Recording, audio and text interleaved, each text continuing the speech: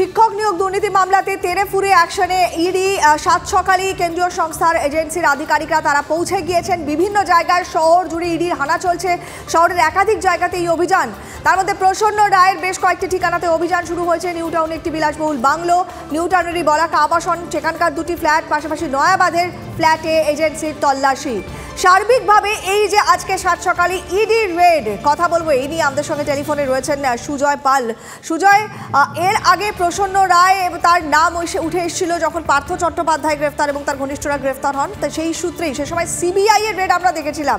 এবারই এক্ষেত্রে প্রথম ইডিও মাঠে নামলো, মানে কোথাও কি এবারে তাহলে প্রাথমিকের পর এসএসসি নিয়োগটা নিয়েও ইডির এবারে এই তল্লাশি অভিযান? সার্বিকভাবে তুমি যদি গোটা ছবিটা একটু তুলে ধরো সুজয়। দেখো, প্রসন্ন রায় একজন অন্যতম গুরুত্বপূর্ণ মিডলম্যান অন্তত এই নিয়োগ দুর্নীতির ক্ষেত্রে। তার কারণ পার্থ চট্টোপাধ্যায় অত্যন্ত ঘনিষ্ঠ এবং এই নিয়োগ দুর্নীতির আর এক যে আমলা এসপি সিনহা তার অত্যন্ত ঘনিষ্ঠ। মূলত এর কাজ ছিল পার্থ চট্টোপাধ্যায়ের হয়ে বিভিন্ন জায়গা থেকে টাকা সংগ্রহ করা এবং বিভিন্ন জায়গা থেকে যারা টাকার বিনিময়ে চাকরি পেয়েছে তাদের সেই সংক্রান্ত নাম, অর্থাৎ যারা যারা টাকা দিচ্ছে সেই নামের তালিকা এসপি সিনহার কাছে পৌঁছে দেওয়া। এই টাকা জোগাড়ের কাজটা মূলত প্রসন্ন রায়ের হয়ে করত তার যে সহযোগী বা তার যে সহকারী প্রদীপ সিং, যেও সম্প্রতি মুক্তি পেয়েছে, তার বাড়িতে এর মধ্যে তল্লাশি চলছে। তার ক্ষেত্রেও কিন্তু আমরা দেখেছি যে টাকা জোগাড় করা এবং টাকা পৌঁছে দেওয়া, এটাই ছিল মূলত কাজ। পার্থ চট্টোপাধ্যায় বাড়িতে নিয়মিত যোগাযোগ ছিল এবং এই কার রেন্টাল সার্ভিস যে ব্যবসা, সেই কার রেন্টাল সার্ভিস ব্যবসার আড়ালেই কিন্তু প্রসন্ন রায় এই কারবারটি চালাতো। ফলে এর আগে সিবিআই মূলত তাকে গ্রেফতার করেছিল দুর্নীতির অভিযোগে, কিন্তু দুর্নীতির থেকে যে বিপুল অঙ্কের টাকা যে সে বাজার থেকে তুলেছিল সেই টাকা সে শুধু পার্থ চট্টোপাধ্যায়ের কাছে পৌঁছে দেওয়ার পাশাপাশি সে কিন্তু তার নিজের বিভিন্ন সংস্থাতেও সে বিনিয়োগ করেছিল। প্রায় ৮৩টি সংস্থা তার ক্ষেত্রে পাওয়া গিয়েছিল, ইডি এবং সিবিআই তদন্তে উঠে এসেছিল যে সংস্থাতে এই কালো টাকা ঘুরপথে সাদা করা হয়েছিল। ফলে এই টাকা, বিপুল লেনদেনের টাকা কোথায় গেল সেটাই কিন্তু এখন মূলত ইডি স্ক্যানারে রয়েছে। কোয়েল, বেশ, অনেক ধন্যবাদ সুজয়। সৌরভ, গোটা বিষয়টা সুজয়ের কাছ থেকে স্পষ্ট হলো। তুমি এই মুহূর্তে যেখানে রয়েছো সেখানকার তৎপরতা দেখে তোমার ঠিক কি মনে হচ্ছে সৌরভ?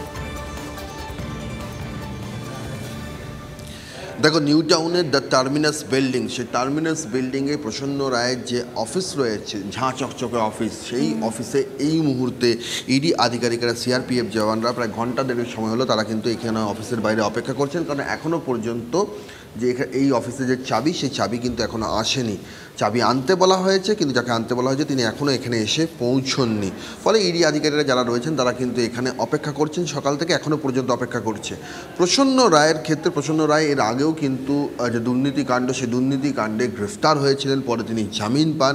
কিন্তু তিনি জামিন পেলেও কেন্দ্রীয় এজেন্সির নজরদারি থেকে যে বাঁচেননি তার প্রমাণ আজের এই অভিযান। এবং সেই কারণেই কিন্তু একযোগে প্রসন্ন রায়ের ফ্ল্যাট, কার্যালয় সব জায়গায় হানা দিচ্ছে। প্রসন্ন রায় রাজারহাট নিউ টাউন গত 1 বছর ধরে আমরা দেখিয়ে এসেছি তার একের পর এক ফ্ল্যাট, নিউ টাউনের action area 1, action area 2, action area 3, যেখানেই তুমি যাবে তুমি অনেকটা বলা যায় যে তুমি যেখানে ঢিল ছুড়বে সেখানেই তুমি প্রসন্ন রায়ের সম্পত্তি পাবে। হয় ফ্ল্যাট পাবে, নয় ভিলা পাবে, নয় জমি পাবে, নয়তো মাছের ভেড়ি পাবে। ফলে এই সমস্ত সংলগ্ন এলাকায় যে রাজারহাট নিউ টাউনের জমিদার হিসেবে নিজেকে প্রতিষ্ঠিত করেছিলেন প্রসন্ন রায়, তার এই বিপুল সম্পত্তি কোথা থেকে এলো? একের পর এক ভিলা, এক একটা ক্যাম্পাসে বিঘার পর বিঘা জমি ধরে, মাছের ভেড়ি, ফাঁকা জমি, পরিত্যক্ত জমি, সেই সমস্ত জমি কোথা থেকে এলো? আমরা নথিসহ সেই সমস্ত দেখেছিলাম। ফলে সেই সমস্ত সম্পত্তির হদিশ কোথায়, সম্পত্তি কিভাবে তৈরি হলো, আর তার গোড়াপত্তন কিভাবে হলো, সেই সব কিছু তদন্ত কিন্তু খতিয়ে দেখতেই ইডির আজের এই অভিযান। কোয়েল, বেশ, সঙ্গে থাকো সৌরভ, আবারও আসছি তোমার কাছে। এবারও একটু চলে যাই, অরিত্র রয়েছেন আমাদের সঙ্গে বলাকা আবাসন থেকে। অরিত্র, বলাকা আবাসনের 3টি ফ্ল্যাটে একযোগে ইডির হানা। এর আগে তুমি যেমনটা বলছিলে প্রসন্ন রায়ের ফ্ল্যাটে তখনও পর্যন্ত আধিকারিকরা ঢুকতে পারেননি, বাকি দুটি ফ্ল্যাটে তল্লাশি অভিযান চলছে, এখন কি ঢুকতে পারলেন? কি ছবি ধরা পড়ছে? দেখো, যে ছবি আগে তোমাকে বলেছিলাম সেই ছবির কোনো পরিবর্তনই ঘটেনি। অর্থাৎ এই বলাকা আবাসনের B6 যে ফ্ল্যাট, সেই ফ্ল্যাটে কিন্তু এনফোর্সমেন্ট ডিরেক্টরেটের আধিকারিকেরা প্রায় 2 ঘন্টার কাছাকাছি সময় অপেক্ষারত অবস্থায় রয়েছেন। একটু দেখানোর চেষ্টা করি, আমার সহকর্মী গৌরব পাল ছবিটা দেখাচ্ছে। দেখো, B6 এর যে দ্বিতীয় তলা তার ঠিক সামনের যে করিডর, সেই করিডরেই কিন্তু এখনো পর্যন্ত এনফোর্সমেন্ট ডিরেক্টরেটের যারা আধিকারিক তারা সেখানে অপেক্ষা করছেন। যেহেতু এই ফ্ল্যাটের তালা বন্ধ রয়েছে, দীর্ঘ 6 বছর আগে এখানে শেষ প্রসন্ন রায় ছিলেন, তারপর থেকেই তালা বন্ধ রয়েছে, সেই কারণে এখনো পর্যন্ত ভিতরে প্রবেশ করতে পারেননি ইডির গোয়েন্দারা।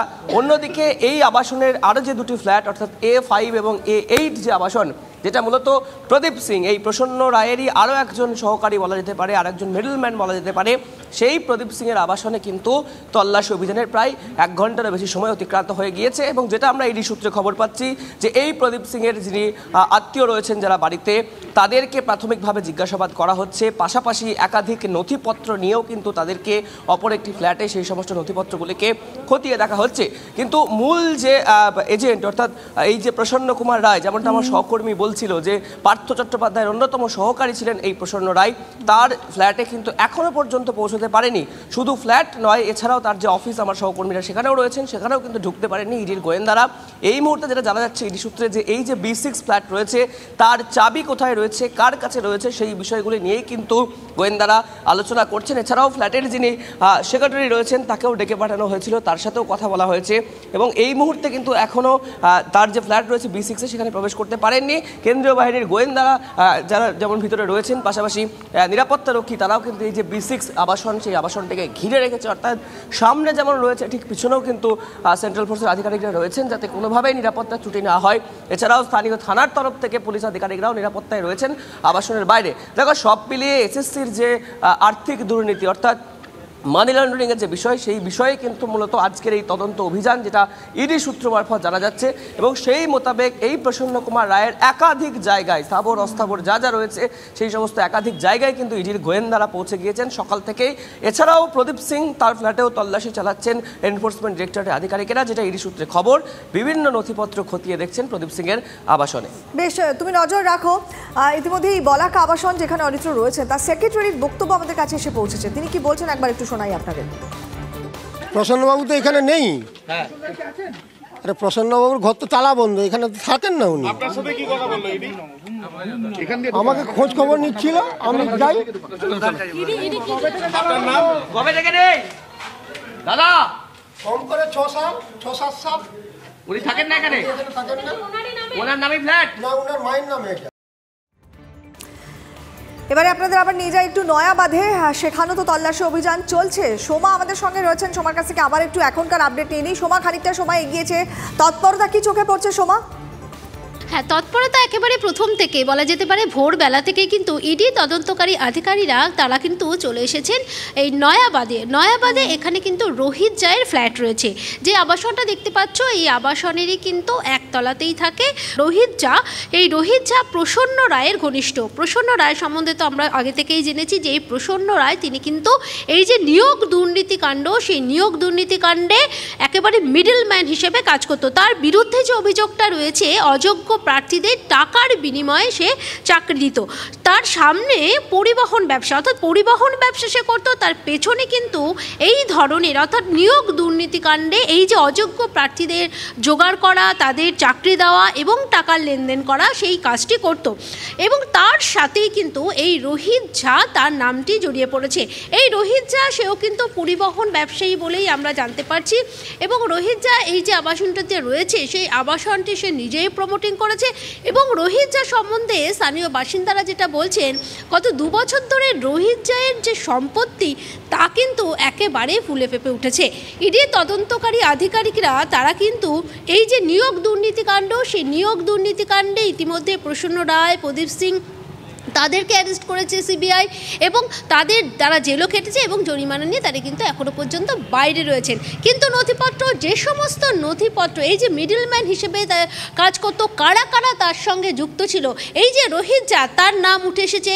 সেই কারণেই কিন্তু এই রোহিত ঝায়ের বাড়িতে ইডির তদন্তকারী আধিকারিকেরা তারা এসেছেন, তারা ওপরে কথা বলছেন এবং সেই তল্লাশি অভিযান তারা চালাচ্ছেন। কারণ যে অভিযোগটা রয়েছে যে টাকার বিনিময়ে চাকরি দেওয়া এবং অযোগ্য প্রার্থীদেরই কিন্তু চাকরি দেওয়া, সেই যে অযোগ্য প্রার্থীদের নাম, সেই সমস্ত নথিপত্র যদি পাওয়া যায় এখান থেকে, বা এই যে তার যে সম্পত্তি, তার যে গত 2 বছর ধরে একেবারে ফুলে ফেপে ওঠা, সেটা কিভাবে, টাকার উৎসটা কোথায়?